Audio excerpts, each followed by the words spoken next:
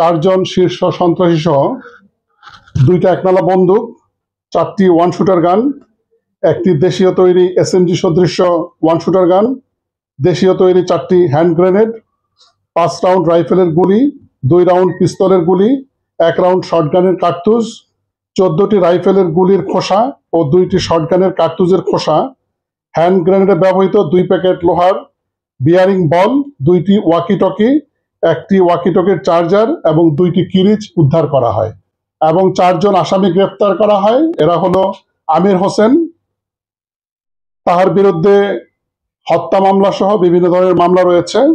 জিয়াউর রহমান, তার বিরুদ্ধেও হত্যা সহ একাধিক মামলা রয়েছে। সৈয়দ আমিনের বিরুদ্ধেও মামলা রয়েছে এবং মোহাম্মদ হারুন, সেও একজন তালিকাভুক্ত শীর্ষ সন্ত্রাসী। 14 রাউন্ড গুলি করতে হয়েছে, তারাও গুলি ওপেন করেছে, আমরাও গুলি ওপেন করেছি তাদেরকে লক্ষ্য করে, এবং 14 রাউন্ড গুলি ওপেন হয়েছে। তো যৌথ অভিযান হচ্ছে এবং আমাদের নিজস্ব অভিযান, প্রাত্যহিক নিজস্ব অভিযান হচ্ছে, এবং আমরা অস্ত্র, গুলি এবং আসামি যারা অপরাধ করছে তাদেরকে আমরা প্রতিনিয়ত অ্যারেস্ট করতেছি এবং আইনের কাছে সোপর্দ করছি। এবং প্রতিদিনই, মানে গতকালকে 4টা হয়েছে, তার আগেও অস্ত্রসহ আসামি অ্যারেস্ট হয়েছে এবং যারা কিলিং এর সাথে জড়িত তাদেরকে আমরা অ্যারেস্ট করছি।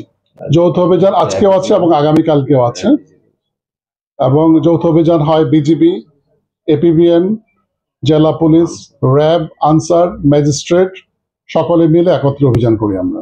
অস্ত্র ঢুকছে এরকম কোনো তথ্য আমাদের কাছে নাই, তারপরেও দেশীয় অস্ত্র এখানে আজকে যেগুলো উদ্ধার হয়েছে, একটা মনে হয়েছে যে মিয়ানমারের অস্ত্র এবং বাকিগুলো কিন্তু সবই দেশীয় অস্ত্র, এবং এরা দেশীয় অস্ত্র ম্যাক্সিমাম হচ্ছে 1 শুটার গান, এবং এগুলো ব্যবহার করে তারা তাদের এই সমস্ত নৈরাজ্য করার চেষ্টা করছে, যাতে কোনো ধরনের অপরাধ ক্যাম্পের ভিতরে সংগঠিত হতে না পারে সেই ব্যাপারে আমরা সর্বাত্মক চেষ্টা চালিয়ে যাচ্ছি। সেক্ষেত্রে 5টা বিদেশি পিস্তল ছিল।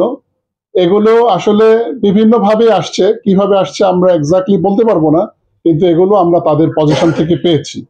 তারা এগুলো দিয়ে ক্যাম্পের মধ্যে আধিপত্য বিস্তার করার চেষ্টা করে এবং সেই আধিপত্যের মাধ্যমে চাঁদাবাজি, হত্যা, অপহরণ, নানা ধরনের অপকর্ম করার চেষ্টা করে। আমরা তাদেরকে অ্যারেস্ট করেছি এবং যারা এই সমস্ত অপকর্ম করছে তাদের প্রত্যেকেই আমরা অ্যারেস্ট করব। যে বিভিন্ন গ্রুপ আছে, RSO, আরসা, নবী হোসেন, মুন্না, নানান ধরনের গ্রুপ, এরা বিভিন্ন সময় আধিপত্য বিস্তার করার জন্য নিজেদের মধ্যে সংঘর্ষ করছে। এখানে ওইখান থেকে ওই পার থেকে এসে মানে বিশৃঙ্খলা করছে বা প্রভাব, কিছুটা তো প্রভাব থাকবেই। ওই পারে যেহেতু একটা অস্থিরতা চলতেছে, এপারে কিছুটা প্রভাব তারা আসবে, এটাই স্বাভাবিক।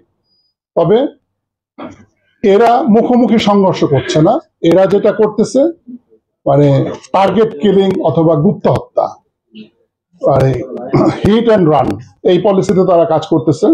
সেটাও আমরা ইনশাল্লাহ প্রোটেকশন করার চেষ্টা করতেছি এবং আমরা সেটাও প্রোটেকশন করতে সমর্থ হব। ঢোকা এবং বের হওয়া সম্পূর্ণ নিয়ন্ত্রিত, কিন্তু কিছু কিছু জায়গায় কাঁটাতার, মানে একটু কাটাছেঁড়া আছে, সেই সমস্ত গোপন, মানে কাঁটাতারের যে ছিঁড়া ফাড়া আছে সেই সমস্ত জায়গা দিয়ে দু একজন করে বের হয়।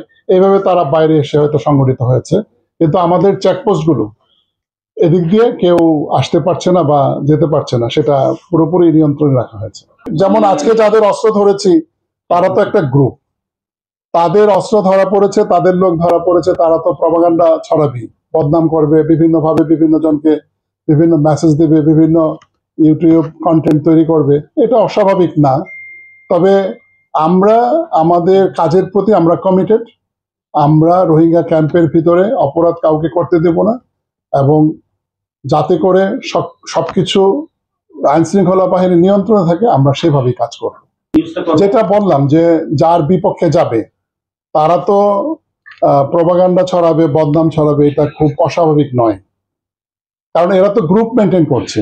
আজকে যারা অস্ত্রসহ ধরা পড়েছে তাদেরও একটা গ্রুপ আছে, দেখবেন কাল থেকে অথবা আজ থেকেই তারা পুলিশের বিরুদ্ধে, APBN এর বিরুদ্ধে নানা ধরনের মেসেজ দিবে।